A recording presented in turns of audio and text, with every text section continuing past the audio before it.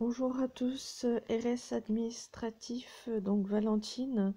Voilà un petit memento pour l'utilisation du tableur Excel.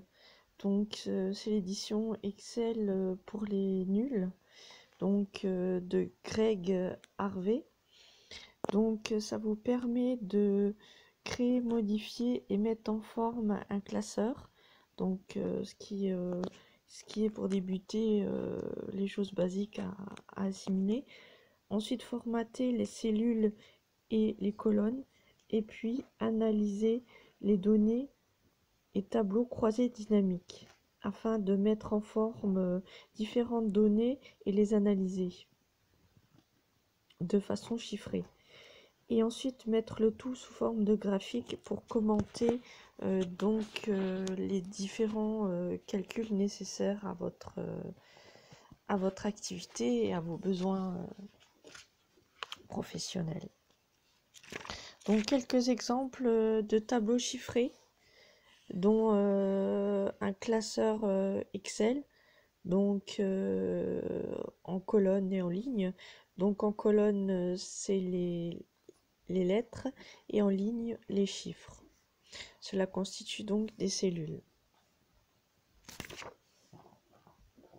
À vous donc de mettre en place des formules adéquates vous permettant de comprendre je pourrais dire le pourquoi du comment. Donc c'est-à-dire que par exemple, on va prendre un exemple d'une cellule, la cellule A2 et la cellule B2.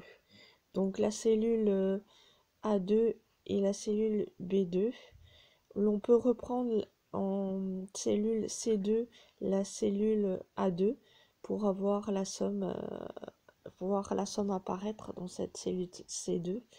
Donc toujours avec le chiffre égal, donc égal A2. Et ça reprendra le chiffre donc de la cellule A2 qui est 20. Ensuite, l'on peut créer un calcul aussi de façon basique et simple.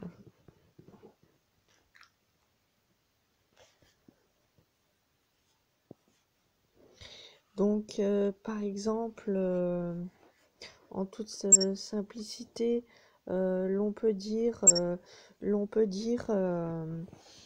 que que l'on peut appliquer une multiplication avec un ensemble de cellules, donc la cellule A2 multipliée par la cellule B2, on commence par la multiplication, et dans la cellule C2, on applique toujours avec le premier signe en premier qui est le signe égal, égal A2 fois B2.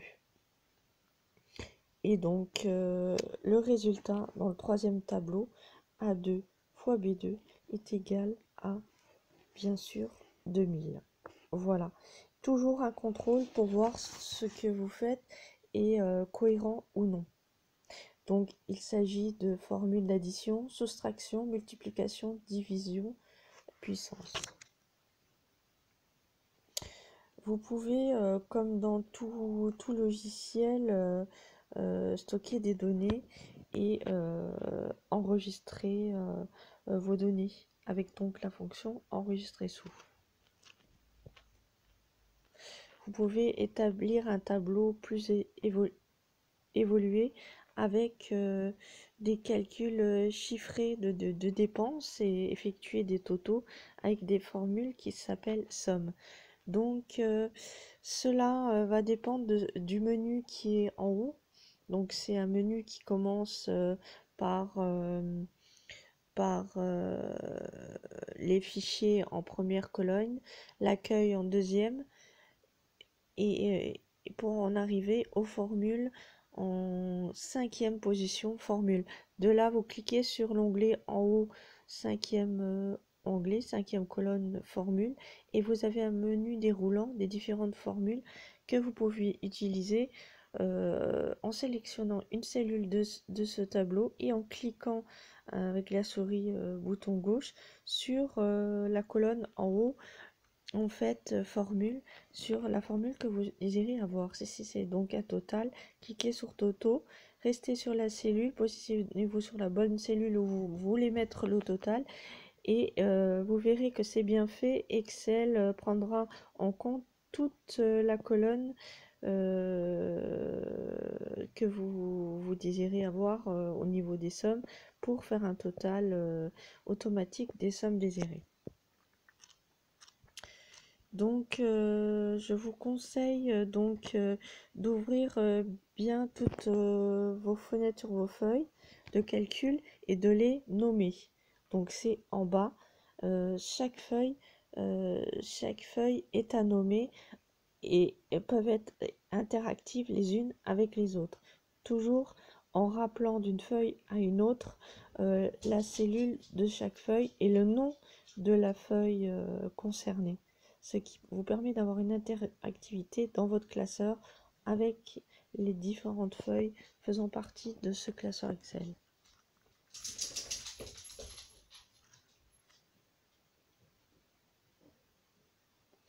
Ensuite, l'on peut introduire l'analyse des données grâce au tableau croisé dynamique, ce qui est un peu plus complexe. Vous voyez, c'est aussi des manipulations à mettre en forme.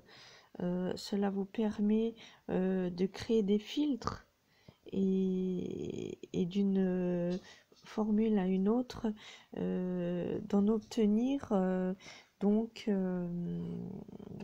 les calculs que vous souhaitez obtenir avec l'interprétation de graphiques, comment je dirais ça, de graphiques qui mettent en forme vos calculs sous forme soit de camembert, sous forme soit de tableaux croissants ou décroissants, de cercles, de colonnes, vous permettant de juger selon, par exemple, les mois d'une année ou carrément d'une année à une autre, vos résultats avec une performance ou non.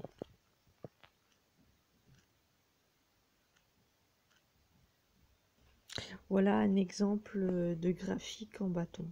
Voilà. Et donc, c'est à vous de mettre en place les filtres et les échelles correspondant horizontalement et verticalement. Cela s'appelle filtrer un graphique croisé dynamique.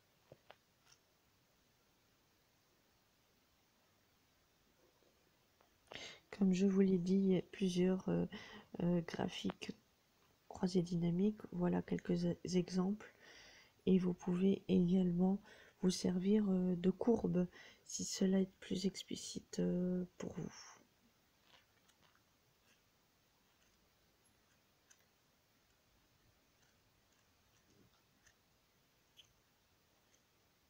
N'oubliez pas les captures d'écran, ça peut vous aider sur des choses non comprises par rapport à des tableaux que vous auriez du mal à interpréter et que vous voudriez revoir. Les captures d'écran, c'est toujours important.